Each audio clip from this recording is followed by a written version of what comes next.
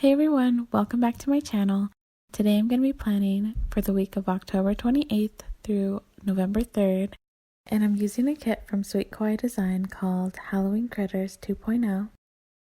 I can't believe it's already almost Halloween and November is right around the corner.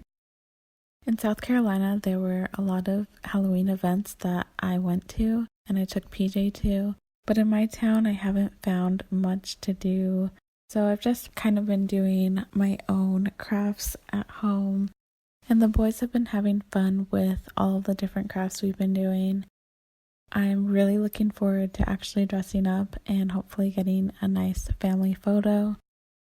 I just put on these nails and it definitely made planning very difficult, but I wanted them on for Halloween and they kind of go with my costume.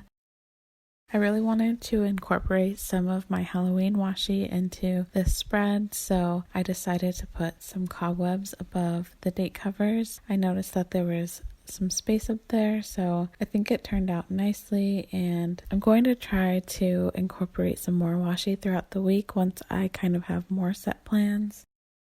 I was really struggling putting down these stickers with these nails. I bought the really short ones because I knew I couldn't handle anything longer, but it was still difficult for me to get used to. I don't know why.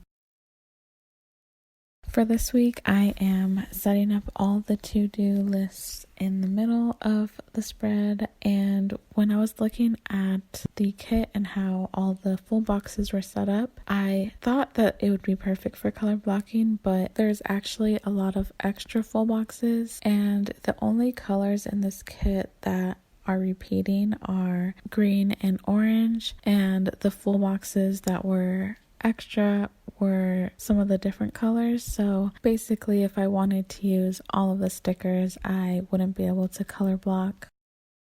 Anyways, in my last plan with me, I know I was telling you guys about Disneyland and our trip to San Diego, and don't even know where to start. I feel like so much has happened since my last plan with me. One of my goals was to have the house clean before we left to San Diego, and I wouldn't say that I actually got that accomplished. I definitely did a lot better than I usually do, but there was a lot more cleaning that I wanted to get done. We were supposed to leave on Thursday afternoon, but on Tuesday my husband's starting to feel sick, and then Wednesday I wasn't feeling too well, but mine was more of me being exhausted, not getting enough sleep, and working out a little too hard without getting the proper rest. So on Thursday, we were just behind on everything we wanted to do, and we wanted to leave around 2, but by the time we were finished packing, it was closer to 4, and my husband just decided that we should leave in the morning because his grandparents would be waiting for us, and we would be getting there really late, so he felt it was best for us to just wait until the morning. We ended up leaving really early, and I'm not completely sure that those acupressure bracelets work, but I had them in my hands ready to put them on my son, and he was the last thing we wanted to get into the car, and for some reason I set them down. I think I was going to help PJ go to the potty before he got into the car, and I set them down somewhere and I completely forgot to get them before we left.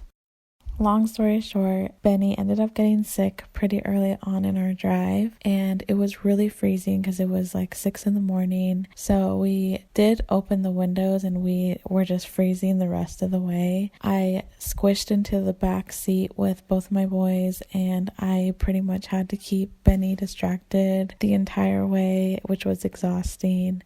It seemed to help him a lot when he was focusing on me. PJ did really great. About halfway through the drive, I gave him his tablet and he was content pretty much the entire way. When we arrived in San Diego, my husband's mom was there waiting for us at his grandma's house, and PJ seemed to remember the house. He was pretty excited to get out of the car and even more excited to explore the house again. And then when it was nap time, Benny had a really hard time sleeping in a new place. I decided to nap with both of the boys. But we just had a really good time with family. I loved seeing the boys with their great-grandparents. We went to the park, and some of my friends from college drove down and spent time with us. And then right before we left to Anaheim, we all went to Zoo Plantation and we saw some more of my husband's family. It really seemed like such a short trip, but at the same time, when your kids are taken out of their familiar space, it does make it really difficult.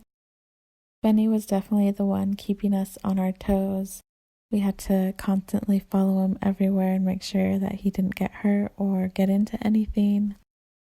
So then we drove to Anaheim, and I'm really glad that we decided to stay at a hotel and split up the drive. I'm going to save my Disneyland story for my next video, which will be the November monthly overview. It's just a little bit too long to fit into this video.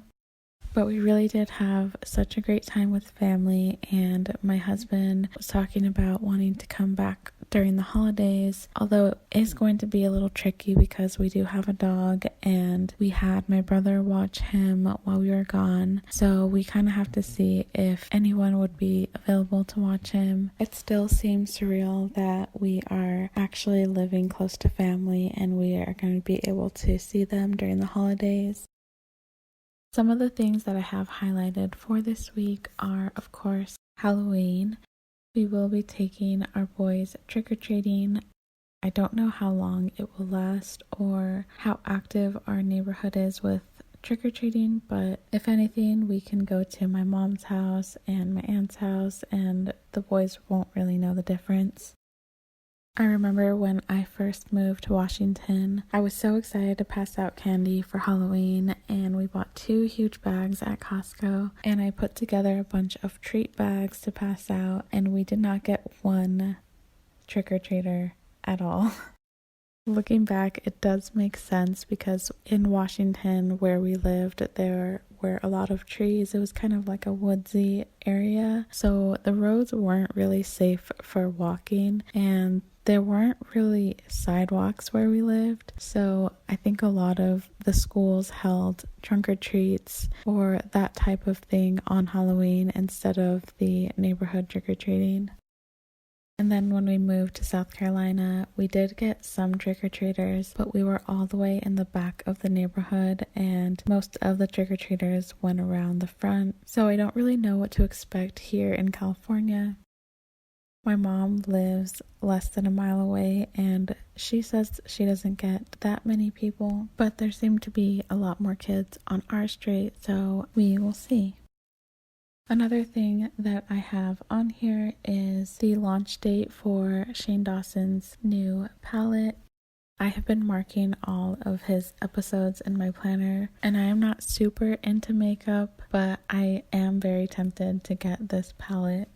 I just think it's really cool to see the process of everything, and I love having merch from YouTubers that I love, but I don't even know if I'll even have the chance to buy anything. I don't mind waiting for a restock, but I definitely do want to support him. So I know I mentioned that my nails were making it really difficult for me to lay down the stickers and pull them up, but I finally realized that I should use my craft tweezers to pull them up. I don't know why it took me so long to realize that, but it helps so much. I probably even should have used them to help lay down the stickers a lot more than I did. But now I understand what people are talking about when they say that they have a hard time with the stickers and their nails. I forgot to mark this down, but one thing I really need to get done is to finish mine and my husband's costumes. For mine, I just need to sew buttons onto my dress, and for my husband, I am making him a Charlie Brown shirt, so I need to sew the black zigzag onto his yellow shirt. And the reason why I haven't done it yet is because I cannot find the pedal to my sewing machine.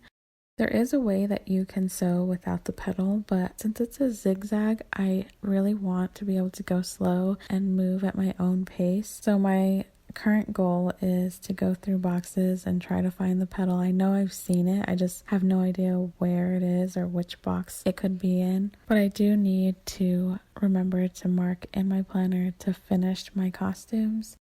And this week we will also be starting the second phase of our workout program that we've been doing. So I also need to add some workout stickers throughout the week.